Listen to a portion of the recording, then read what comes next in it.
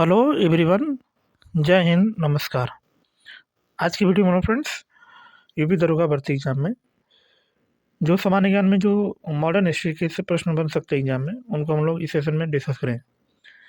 Channel पर पहली बार होंगे तो चैनल को सब्सक्राइब जरूर कर लीजिएगा, बेल आइकन को दबा दीजिएगा और दोस्तों को शेयर कर दीजिएगा। फ्रेंड्स, वीडियो काफ़ी इंपॉर्टेंट होने वाली है जितने भी लोग दरोगा भर्ती का एग्ज़ाम देने जा रहे हैं, ठीक है।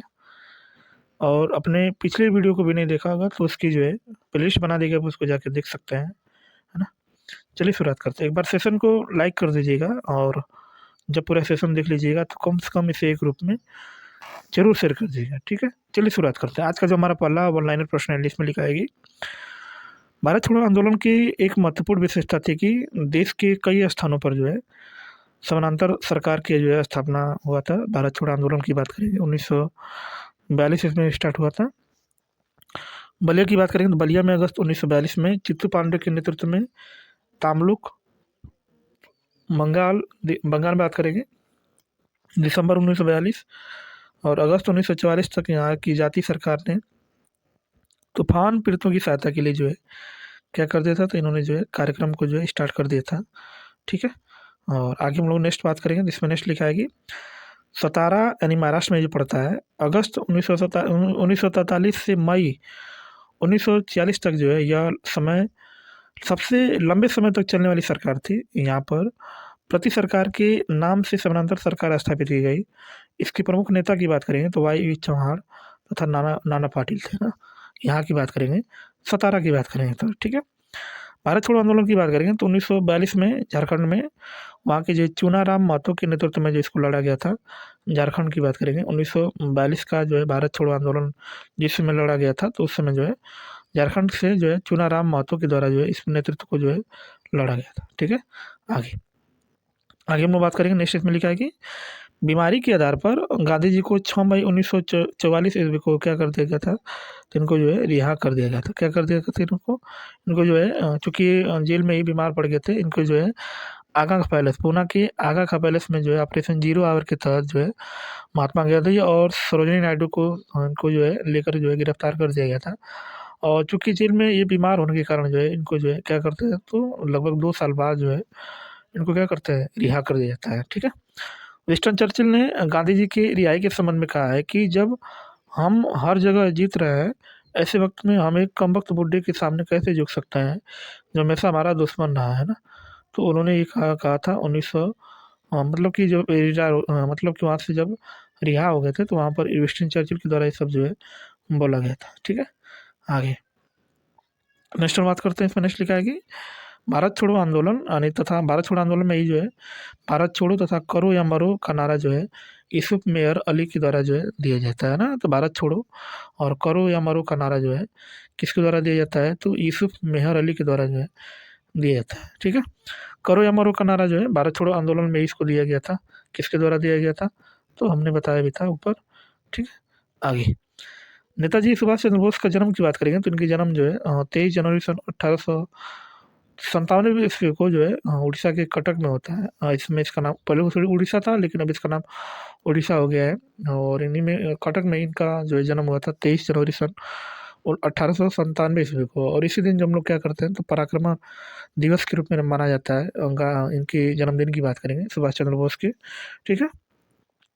सुभाष चंद्र बोस को वर्ष 1938 में भारतीय राष्ट्रीय कांग्रेस का अध्यक्ष बनने के बाद गुरु रविन्द्रनाथ टैगोर द्वारा शांति निकेतन में देश नायक की उपाधि से इसको जो है सम्मानित किया गया ना। तो जिस समय जो है अध्यक्ष बने थे 1938 में भारतीय राष्ट्रीय कांग्रेस के, तो उस समय रविन्द्रनाथ टैगोर द्वारा इनको जो है शांति निकेतन में जो है देश नायक कह के जो इनको संबोधित किया गया था, उपाधि दिया गया था। किसके द्वारा दिया गया था, तो रविन्द्रनाथ टैगोर को दिया गया। रविन्द्रनाथ टैगोर के द्वारा जो है सुभाष चंद्र बोस को दिया गया था देश नायक, ठीक है। आगे नेक्स्ट वाला बात करते हैं। इसमें नेक्स्ट लिखा है कि महात्मा गांधी ने सुभाष चंद्र बोस को देशभक्तों का देशभक्त भी कहा है ना। महात्मा गांधी ने सुभाष चंद्र बोस को जो है इस उपाधि दिया गया था। द्वितीय विश्व युद्ध की बात करें तो उस दौरान जो है कि सुभाष चंद्र बोस क्या करते हैं, जर्मनी चले जाते हैं और वहाँ हिटलर ने उन्हें अंग्रेजों के खिलाफ मदद का क्या किया था, तो आश्वासन भी दिया था ना। तो हिटलर जब मिलने जो है जर्मनी में, चूँकि वहाँ का हिटलर जो है बहुत ही पता वहाँ का था और उस समय उनसे मिलने के लिए जो है ये जर्मनी चले जाते हैं। वहाँ पर ये भरोसा दिलाता है कि मैं जो है अंग्रेज़ों के खिलाफ आपकी क्या करूँगा, मदद करूँगा, ठीक है। आज़ाद हिंद फौज की स्थापना की बात करेंगे तो इनकी स्थापना जो इन्हीं के द्वारा जो है किया जाता है। उसमें जो है कैप्टन मोहन सिंह ने किया था आज़ाद हिंद फौज की स्थापना की बात करेंगे। लेकिन आज़ाद हिंद फौज की पहली डिवीज़न का औपचारिक गठन जो है किसने किया था, तो 1942 में हुआ था और कैप्टन मोहन सिंह इसके क्या थे, तो प्रथम मोहन सेना थे, है ना? मोहन सिंह जो है कैप्टन मोहन सिंह जो है 1942 ईस्वी में इसकी पहली डिवीज़न का औपचारिक गठन करता है और ये इसके क्या होते हैं, तो सेनापति होते हैं। 21 अक्टूबर सन 1943 को बात करेंगे तो उस समय जो है सुभाष चंद्र बोस ने क्या किया था, तो सुबह स्वतंत्र यानी सिंगापुर में जो है स्वतंत्र सरकार की जो है गठन की बात करते हैं आने 1943 में भारत की अस्थायी सरकार, जिसको आज़ाद हिंद सरकार का गठन किया था 1943 में सिंगापुर में। और आज़ाद हिंद फौज की स्थापना की बात करेंगे तो 4 जुलाई सन 1943 ईस्वी को सुभाष चंद्र बोस के नेतृत्व में जो है किया गया था ना। तो आज़ाद हिंद फौज की स्थापना 4 जुलाई सन 1943 को किसकी नेतृत्व में, तो सुभाष चंद्र बोस के नेतृत्व में जो है ये जो है इसका गठन किया जाता है। ठीक है, आगे नेक्स्ट चलिए, नेक्स्ट इसमें लिखा है आगे कि निर्माण के पश्चात आज़ाद हिंद फौज अंग्रेजी भारतीय सेना के विरुद्ध इम्फाल कोहिमा क्षेत्र में क्या कर रहे थे, तो कार्रवाई कर रही थी, है ना। निर्माण जिसमें इसका निर्माण हुआ था आज़ाद हिंद फौज का, उस समय भारतीय सेना जो है इम्फाल और कोहिमा के विरुद्ध क्या कर रही थी, तो कार्रवाई कर रही थी। इंडियन नेशनल आर्मी जिसको आईएनए कहते हैं मुकदमे, जो लाल किला मुकदमे के रूप में भी लोकप्रिय था, नवंबर सन 1945 को और मई 1946 के बीच जो है इंडियन नेशनल आर्मी के जो है क्या करते हैं अधिकारियों के कोर्ट मार्शल द्वारा जो है ब्रिटिश मुकदमे थे। ठीक है, आगे आगे हम लोग नेक्स्ट बात करेंगे। कांग्रेस ने आज़ाद हिंद फौज बचाव समिति का गठन किया था, जिसमें भूला भाई देसाई के नेतृत्व में जो है तेज बहादुर सप्रू, कैलाशनाथ काटजू, आसफ अली और जवाहरलाल नेहरू इसमें क्या थे, तो प्रमुख वकील थे, जिस समय जो इस समिति का जो है गठन किया गया था। कैबिनेट मिशन की बात करेंगे तो ये जो है 24 मार्च सन 1946 ईस्वी को जो है दिल्ली आया था, है ना। कैबिनेट मिशन की बात करेंगे। ठीक है, आगे नेक्स्ट बात करते हैं। इसमें नेक्स्ट लिखा है कि कैबिनेट मिशन को अध्यक्ष उस समय जो है मिशन के अध्यक्ष जो है भारत की वाणिज्य सचिव लॉर्ड पैथी लॉरेंस थे, तथा अन्य दो इसके सदस्य जो है स्टर्बर्ट किर्स और एबी एलेक्जेंडर थे। एबी एलेक्जेंडर की बात करेंगे तो ये जो है नौसेना मंत्री थे। स्टर्बर्ट किर्स की बात करेंगे तो ये अध्यक्ष थे बोर्ड ऑफ ट्रेड के। और कैबिनेट मिशन के अध्यक्ष की बात करेंगे तो इसके अध्यक्ष कौन थे, तो लॉर्ड पैथिक लॉरेंस थे, और दो अन्य भी थे, एबी एलेक्जेंडर और इनका नाम जो है स्टर्बर्ट किर्स थे। ठीक है, कैबिनेट मिशन ने त्रिस्तरीय शासन व्यवस्था को जो क्या किया था, तो सुझाया था। उनकी व्यवस्था कौन थी, तो त्रिस्तरीय थे। ठीक है, आगे नेक्स्ट बात करते हैं। कैबिनेट मिशन 1946 में वायसराय की एग्जीक्यूटिव काउंसिल का पुनर्गठन किया था। उस समय अंतरिम सरकार के गठन का सुझाव दिया गया था, जिसमें वार मेंबर सहित जो है कभी विभाग स्तरीय सदस्यों द्वारा जो इसको क्या किया तो धारण किए जाने थे, ना। आगे मौलाना अबुल कलाम आज़ाद ने कैबिनेट मिशन के भारत आगमन के समय जो है भारतीय राष्ट्रीय कांग्रेस के जो है अध्यक्ष थे। जिस समय कैबिनेट मिशन आया था उसमें 3 सदस्य थे, है ना, सरपति लॉरेंस, एबी एग्जेंडर और किप्स थे इसमें। और उस समय जो है भारत के अध्यक्ष की बात करें यानी कांग्रेस के अध्यक्ष की बात करें तो उसमें कौन थे, तो मौलाना अबुल कलाम आज़ाद, तो उसमें क्या थे, तो अध्यक्ष 1946 ईस्वी की बात करेंगे। और देखिए आगे क्या होता है, तो 24 अगस्त 1946 को पंडित जवाहरलाल नेहरू के नेतृत्व में भारत की पहली अंतरिम राष्ट्रीय सरकार की घोषणा होती है, जिसमें 2 सितंबर सन 1946 को इसका गठन होता है, जिसमें भारत प्रारंभ में मुस्लिम लीग की भागीदारी नहीं थी, है ना। तो जिस समय अंतरिम सरकार की गठन किया गया तो उसमें मुस्लिम के कोई भी मतलब नहीं थे उसमें सरकार में। ठीक है, लेकिन क्या होता है आगे, तो आगे हम लोग देखते हैं कि वर्ष 1946 में अंतरिम सरकार में आसफ अली को रेल मंत्री और परिवहन विभाग उनको सौंपा गया था। आसफ अली चूँकि मुस्लिम लीग से जुड़े हुए थे तो इनको जो है उसमें गठन किया जाता है। और लियाकत अली सभी लीग के 5 सदस्यों और को 24 अक्टूबर सन 1946 को सरकार में मंत्री बनाया गया था, जिसके कारण 3 कांग्रेसी सदस्य सैयद अली जहीर, शरद चंद्र बोस तथा सर सफात अहमद खां को जो है हटना पड़ा था, जिस समय जो है लियाकत अली सही 5 सदस्य थे। ठीक है, आगे नेक्स्ट बात करते हैं। नेक्स्ट में लिखा है कि 16 अगस्त सन 1946 को ये जो तिथि होती है 16 अगस्त 1946 की जो तिथि है उस समय जो है मुस्लिम लीग के द्वारा सीधी कार्रवाई दिवस का जो है तो सुनिश्चित किया गया था। तो सीधी कार्रवाई दिवस कब मनाया जाता है, तो 16 अगस्त सन 1946 ईस्वी को किसके द्वारा मनाया जाता है, तो मुस्लिम लीग के द्वारा इसको मनाया जाता है। ब्रिटिश सरकार के विरुद्ध की बात करेंगे तो तत्कालीन ब्रिटिश भारत के उस समय बम्बई में कौन था, तो उस समय जो है 1946 में जो है विद्रोह हुआ था, सेना का वर्ष, ठीक है। और कैबिनेट मिशन प्लान के अंतर्गत जो है संविधान सभा का किया गया था, तो गठन किया गया था ना। तो संविधान सभा का गठन किसके अंतर्गत किया गया था, तो कैबिनेट मिशन के द्वारा जो है इसको गठन किया गया था। बात करें कैबिनेट मिशन योजना के अनुसार जो है जुलाई 1946 में जो है संविधान सभा के लिए क्या होता है, तो चुनाव होता है, ठीक है। नेक्स्ट, चलिए नेक्स्ट हम बात करते हैं आगे। नेक्स्ट इसमें लिखा है कि संविधान सभा की प्रथम बैठक जो है 9 दिसंबर सन 1946 को हुई थी। इसके अस्थायी अध्यक्ष की बात करेंगे तो डॉक्टर सच्चिदानंद सिन्हा थे। इसके अस्थायी अध्यक्ष कौन थे, तो डॉक्टर सच्चिदानंद सिन्हा थे। और 11 दिसंबर सन 1946 को संविधान सभा सरकार की दूसरी बैठक दिल्ली में हुई थी, जबकि इसके डॉक्टर राजेंद्र प्रसाद जो इसको अस्थायी अध्यक्ष जो है चुना गया था। तो जिस समय प्रथम बैठक हुई थी 9 दिसंबर 1946 को, उस समय अस्थायी अध्यक्ष कौन थे, तो डॉक्टर सच्चिदानंद सिन्हा थे। लेकिन इसके 2 दिन बाद फिर जो होता है इसकी मीटिंग होती है, जिसमें जो है दूसरी बार बैठक दिल्ली में ही होती है संविधान सभा की। उस समय अध्यक्ष की बात करेंगे तो अध्यक्ष कौन थे, तो उस समय जो है डॉक्टर राजेंद्र प्रसाद जो थे, ठीक है। भारतीय राष्ट्रीय कांग्रेस की ओर से जो है जवाहरलाल नेहरू ने घोषणा किया था, क्या घोषणा किया था, तो उन्होंने बोला था, क्या बोला था कि स्वतंत्र भारत के संविधान को संविधान सभा द्वारा बिना बाहरी हस्तक्षेप के तैयार किया जाना चाहिए, उन्होंने कहा था, ठीक है। आगे, ब्रिटिश युग में जो है जीवी मावलंकर, जिसको गणेश वासुदेव मावलंकर कहते हैं, 1946 से 14 अगस्त 1940 तक जो है केंद्रीय लेजिस्लेटिव असेंबली में क्या थे, तो ये अध्यक्ष थे, क्या थे, तो अध्यक्ष थे। इनका नाम सुना होगा, इसका नाम जो है जीवी मावलंकर था।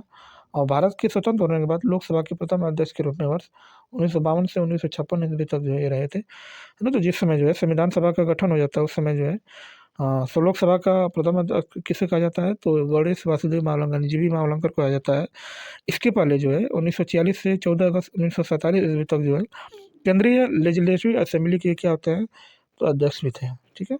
आगे आगे हम लोग बात करेंगे तो जीवी मावलंकर वर्ष 1937 से 1946 के दौरान बम्बई प्रांत की ओर से लेजिस्लेटिव असेंबली के भी क्या रहे थे, तो ये अध्यक्ष रहे थे, है ना। लेजिस्लेटिव कमेटी असेंबली की ओर से भी ये अध्यक्ष थे।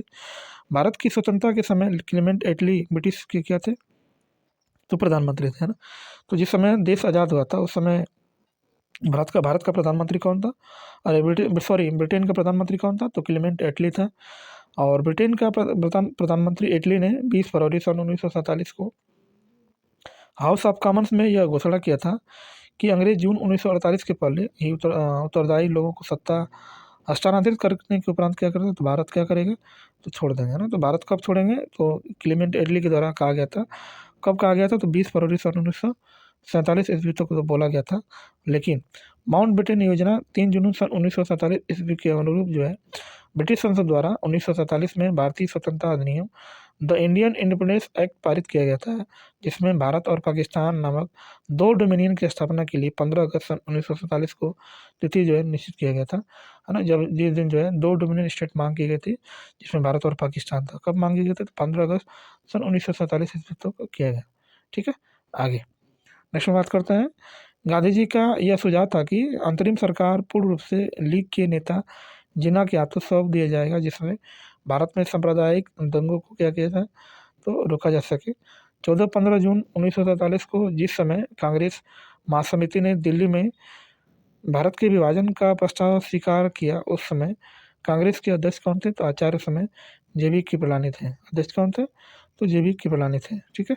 नेक्स्ट 14-15 जून 1947 को संपन्न अखिल भारतीय कांग्रेस कमेटी की बैठक में भारत विभाजन के विपक्ष में खान अब्दुल गफ्फार खां, यानी जिनको हम लोग सीमांत गांधी के नाम से जाना जाता है, ने क्या किया था, तो मतदान किया था। तो जिस समय जो है अखिल भारतीय कांग्रेस कमेटी की बैठक हुई थी 14-15 जून 1947 ईस्वी को भारत विभाजन के विपक्ष में जो है किसने वोट किया था, तो खान अब्दुल गफ्फार खान ने, इनको जो है सीमांत गांधी के नाम से इनको जाना जाता है।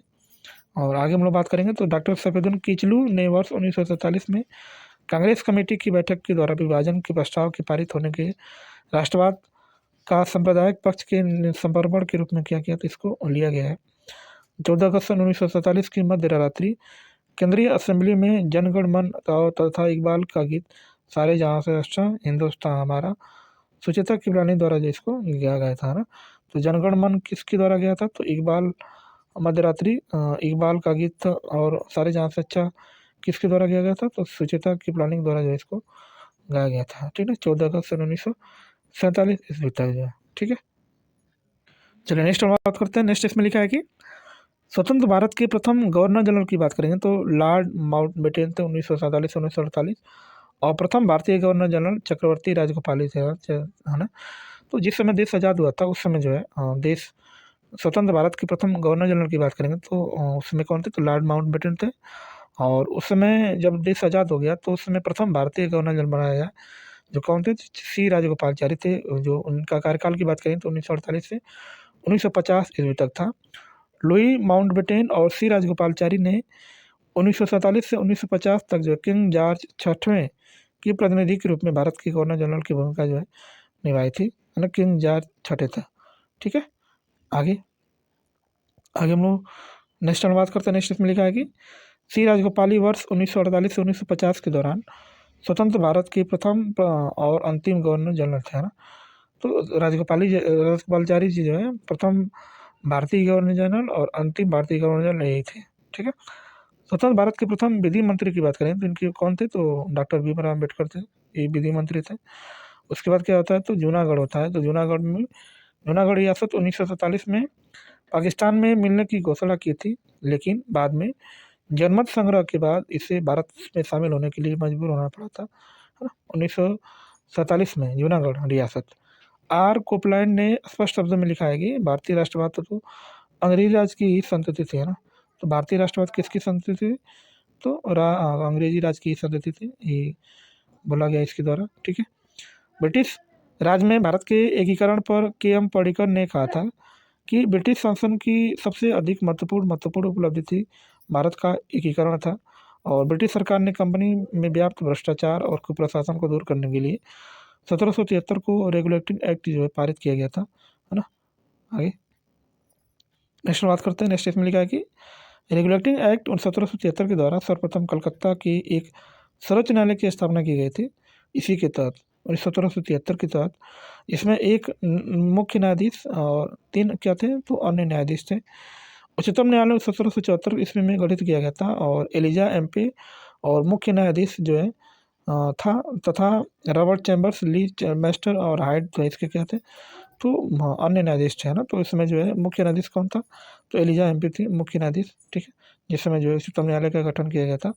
और आगे हम लोग नेक्स्ट बात करेंगे। नेक्स्ट इसमें लिखा है कि 1786 के अधिनियम के अनुसार विशेष व्यवस्था में गवर्नर जनरल में अपने परिषद के निर्णयों को रद्द करने तथा अपने निर्णयों को लागू करने का अधिकार भी इसे दिया गया था। 1786 के अधिवेशन के द्वारा अधिनियम के द्वारा लॉर्ड कॉर्नवालिस जिला कलेक्टरों को अधिक शक्तिशाली नहीं बनने देना चाहता था, अतः उसे शक्ति का पृथक्करण सिद्धांत को अपनाया ना। तो लॉर्ड कॉर्नवालिस जो है जिला कलेक्टरों को अधिक शक्तिशाली नहीं बनने देना चाहता था। ठीक है, आगे आगे हम लोग बात करेंगे। नेक्स्ट इसमें लिखा है कि ब्रिटिश संसद द्वारा विनिमय अधिनियम रेगुलेटिंग एक्ट 1773 के कलकत्ता में सर्वोच्च न्यायालय की स्थापना करने की व्यवस्था की गई थी, है ना। 1773 के रेगुलेटिंग एक्ट के तहत और चार्टर एक्ट 1813 में भारत में अंग्रेजी नीति से शिक्षा के क्षेत्र में क्या होता है, तो मौलिक परिवर्तन आता है, चार्टर एक्ट 1813 ईस्वी में। ठीक है फ्रेंड्स, तो फ्रेंड्स वीडियो को यहीं पर समाप्त करते हैं। वीडियो आपको कैसी लगी एक बार कमेंट करके जरूर बताएं, और कमेंट करके ये भी बताएं कि आप वीडियो उत्तर प्रदेश के किन किन जिलों से देख रहे हैं इस वीडियो को। फिलहाल चैनल पर पहली बार आएंगे तो चैनल को सब्सक्राइब जरूर कर लें, बेल आइकन को दबा दें और दोस्तों को शेयर करें। फ्रेंड्स मिलते हैं नेक्स्ट क्लास में ऐसे ही शानदार प्रश्नों के साथ, तब तक के लिए बाय और जय हिंद फ्रेंड्स।